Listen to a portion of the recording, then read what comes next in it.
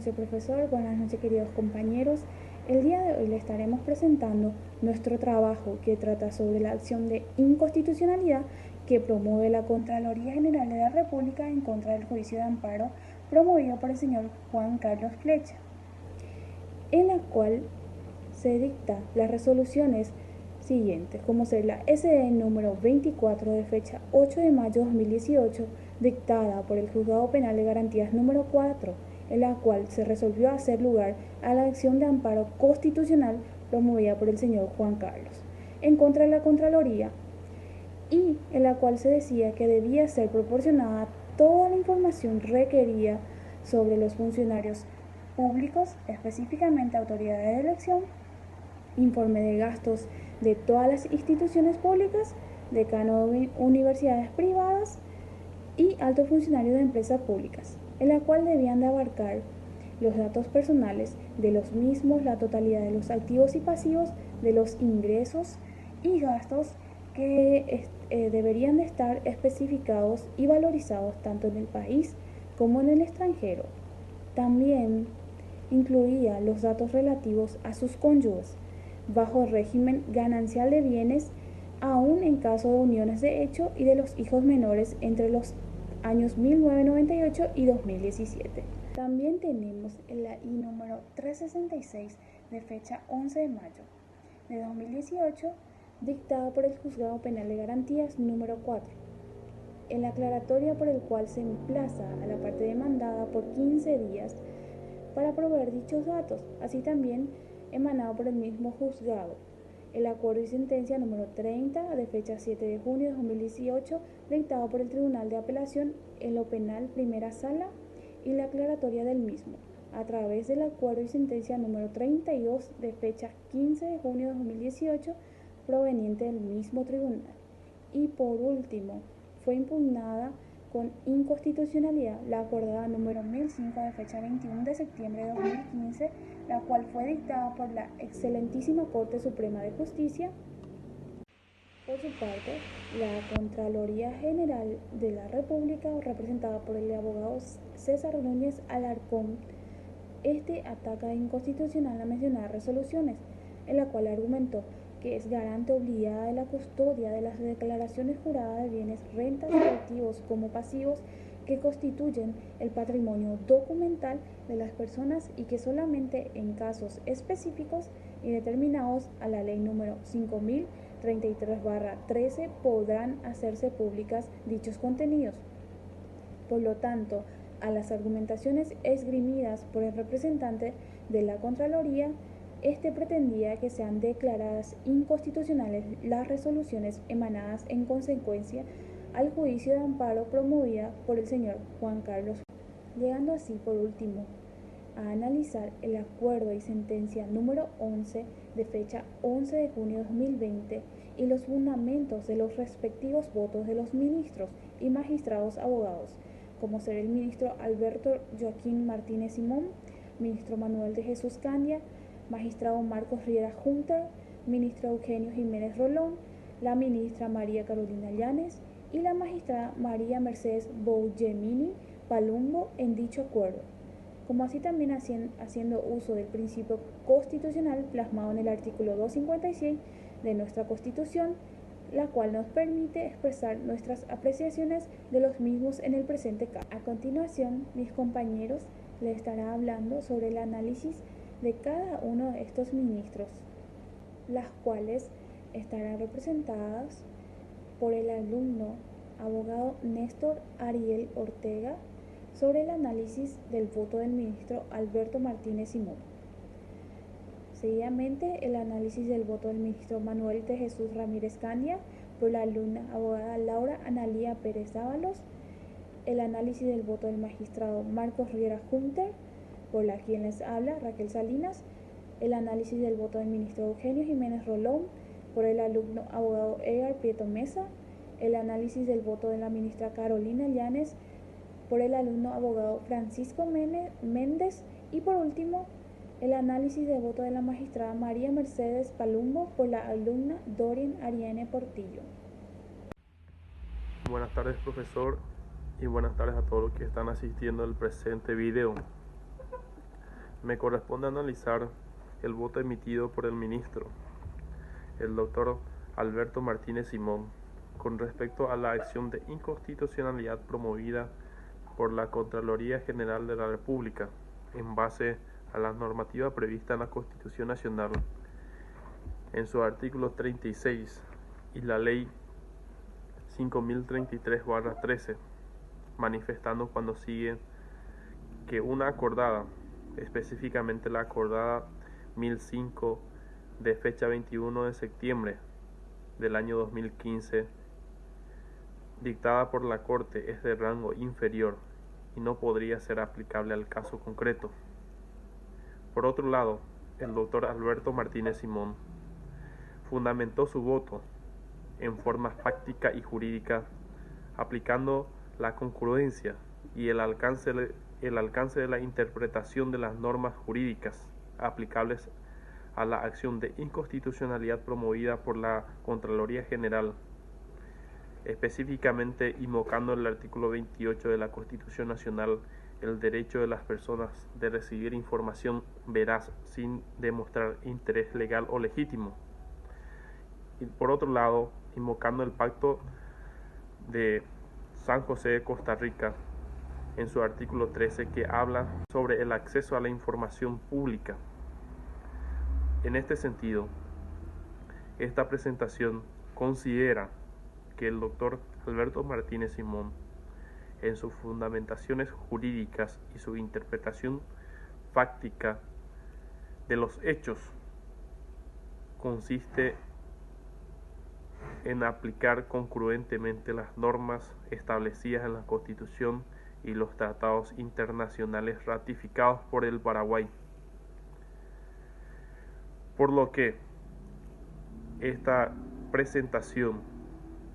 considera que el voto emitido por el doctor corresponde a derecho y no viola la Constitución Nacional ni los tratados internacionales ratificados por el Paraguay. Y en lo personal estoy totalmente de acuerdo con el doctor en la fundamentación jurídica hecha en este caso concreto contra la Contraloría General de la República por carecer de fundamentos jurídicos y por querer sobrepasar lo que establece la Constitución Nacional, que establece el interés general prevalece sobre el interés individual. Buenas tardes, profesor. Buenas tardes, compañeros. Yo soy la abogada Laura Analía Pérez Dávalos y estaré dando mi opinión sobre la postura sostenida por el ministro Manuel de Jesús Ramírez Candia, quien rechazó la presente acción de inconstitucionalidad presentada por la Contraloría General de la República y por la efectividad de la orden de publicar las declaraciones juradas de bienes y renta de todos los funcionarios públicos.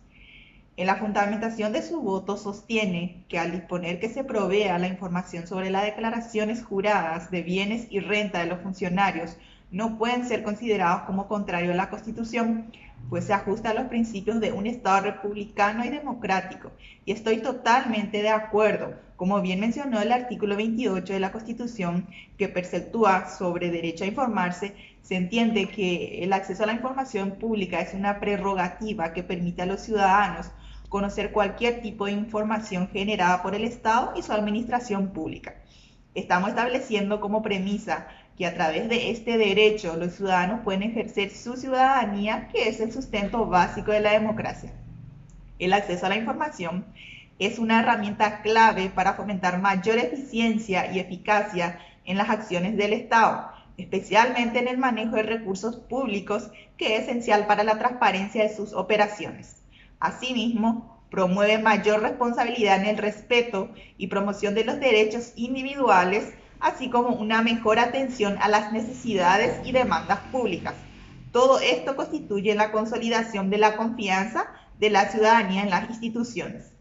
Hay una parte de su fundamentación que dice textualmente: considero que toda conducta del funcionario debe estar expuesta al público, porque toda conducta del funcionario interesa a la ciudadanía para el control de su actuación. Bueno, cabe destacar la importancia del control ciudadano en las actividades patrimoniales de funcionarios públicos para evitar el enriquecimiento indebido de los mismos mediante la malversación del dinero público o uso indebido de las influencias propias. El acceso a la información es una herramienta vital en la lucha contra la corrupción, una de las amenazas más poderosas contra el desarrollo económico y social de cada país,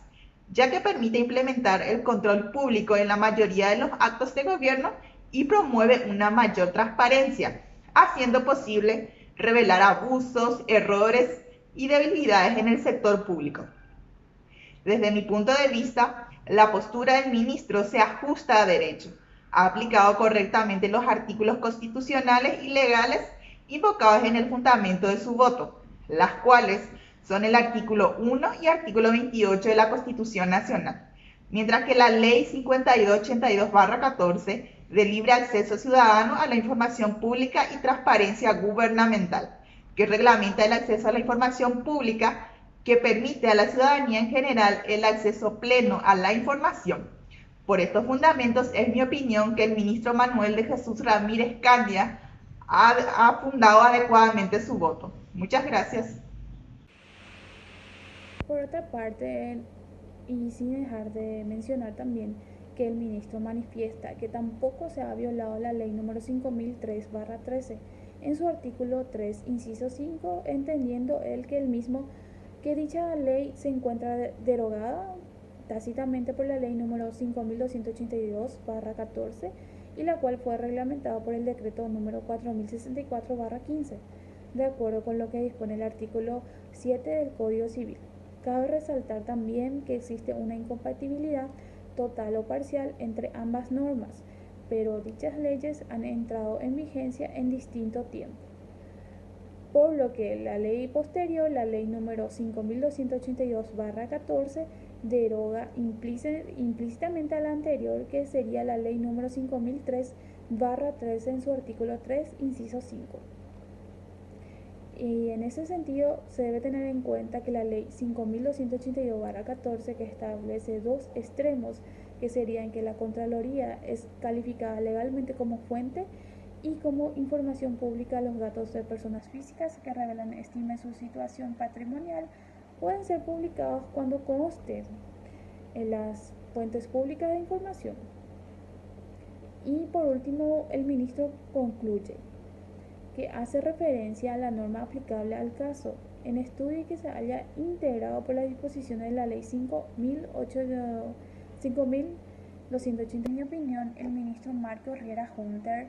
aplicó correctamente las normas constitucionales y legales invocadas, teniendo en cuenta que el mismo ha analizado desde la supremacía de la Constitución Nacional hasta las leyes inferiores y argumentando cada aplicación de la ley en la presente acción de inconstitucionalidad. También el mismo ha abarcado ampliamente las legislaciones a ser aplicadas en la materia de estudio y partió de la Constitución, prosiguiendo así con las leyes como la Ley 5082 y la acordada 1005/95, así fundamentó en base a las leyes el rechazo de la acción de inconstitucionalidad planteada por la acordada número 1005/95 y las sentencias judiciales cuya justificación resulta íntegra y muy precisa acerca de todos los puntos analizados. Igualmente se ha expedido en relación a los juzgados que incurrieron en un error injudicando, lo cual significa que se han expedido sobre una cuestión que no se ha peticionado por el accionante del amparo e incurriendo en un procedimiento de ultrapetita. Altísimo señor ministro, doctor Eugenio Jiménez Rolón, ha aplicado en forma correcta la norma legal correspondiente al caso concreto, debido a que el mismo ha hecho una profunda labor de análisis para obtener la conectividad de las normas inferiores y los principios consagrados en la Constitución Nacional. Fundo mi opinión esencialmente en el análisis sobre la naturaleza de la información requerida en la acción de amparo promovida por el señor Lescano Flecha, En ese sentido, dicha información se subsume al artículo 28 de la Constitución Nacional, que en el párrafo segundo establece: las fuentes públicas de información son libres para todos. En ese sentido queda absolutamente claro que la ley 5282/14 reglamenta el mencionado artículo de la Constitución, y a la par que la mencionada ley de acceso a la información en su artículo 2, numeral 1 cita: fuentes públicas son los siguientes organismos. Y en su inciso E establece claramente como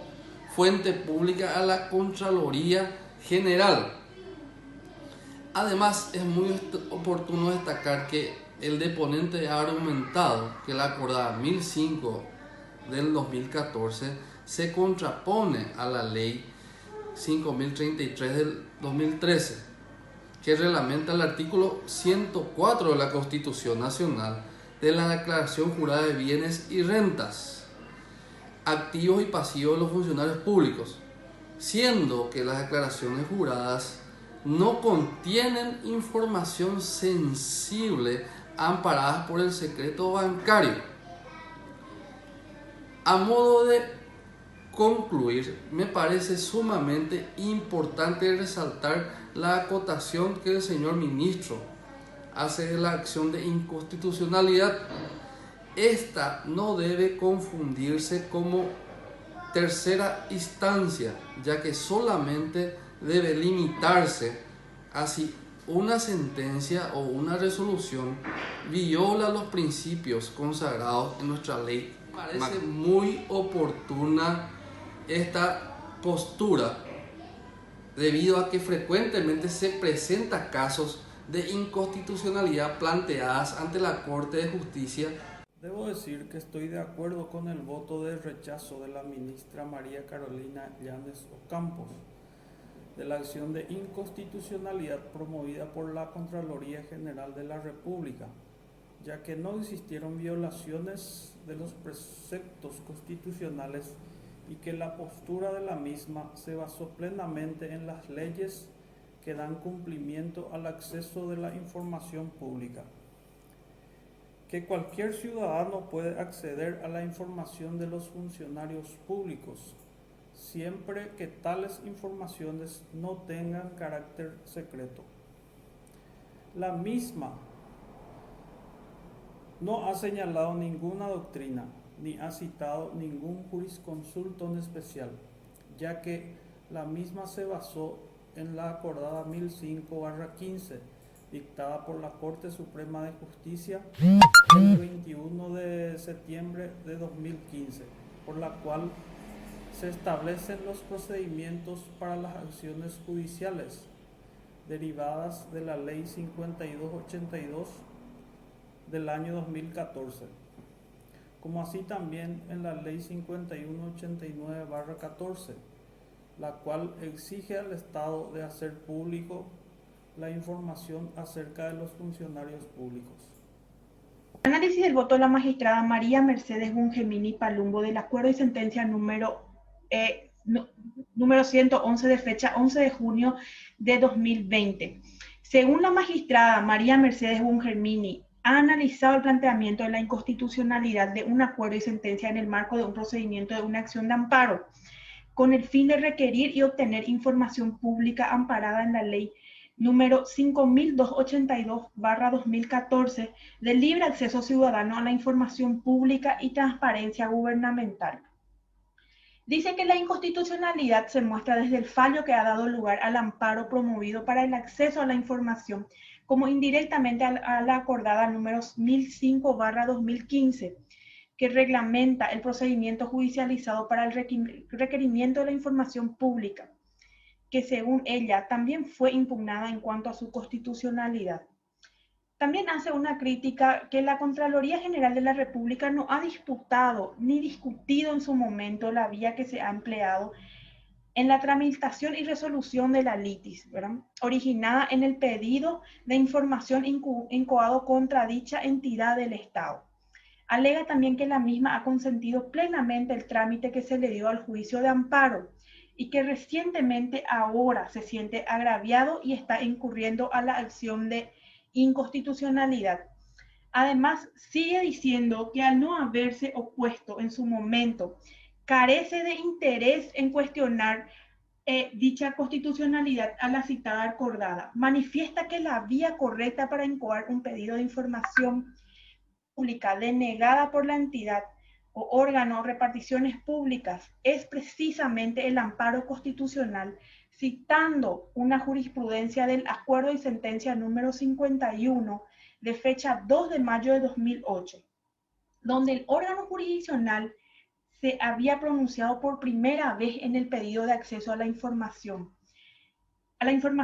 pública, ¿verdad? Haciendo lugar al amparo y otorgando al mismo que aún así se atacara la inconstitucionalidad de la acordada, careciera de transparencia por no ser la vía y que el conducto correspondiente es el amparo, que es una garantía constitucional para hacer valer derechos constitucionales ilegítimamente conculcados por una autoridad o por un particular. Que por la urgencia del caso no puede transitar la vía de un juicio recorriente. La vía del amparo es residual en el sentido de que se requiere que no exista un medio idóneo capaz de entender satisfactoriamente los derechos constitucionales que están en juego o que se reputan lesionados. Trayendo a destacar también el artículo 134 de la Constitución Nacional. Esta magistrada sostiene en su argumento que si bien el derecho a la información, que es el artículo 28 de la Constitución Nacional, es sin duda alguna un derecho fundamental, tutelado por nuestra Constitución. Sin embargo, dice que no es pertinente sostener que el requerimiento de información pública carezca de urgencia y por ende la vía judicial es la forma que nosotros los comunes debemos procurar coactivamente su otorgamiento a través del amparo. Y llamativamente cita los derechos humanos fundamentales de la ONU, mencionando que el derecho a la información es parte integrante del derecho a la libertad de expresión y que ambos son pilares fundamentales de la democracia y de todos los otros derechos y libertades, que el derecho a la información contribuye decisivamente a promover la autonomía de una población y fortalece la confianza cívica. Además, cita aún más una serie de derechos que habla sobre el acceso a la información pública. Sin embargo, al final vota en disidencia, entrando en una total contradicción en lo que estaba usando como base de sus argumentaciones,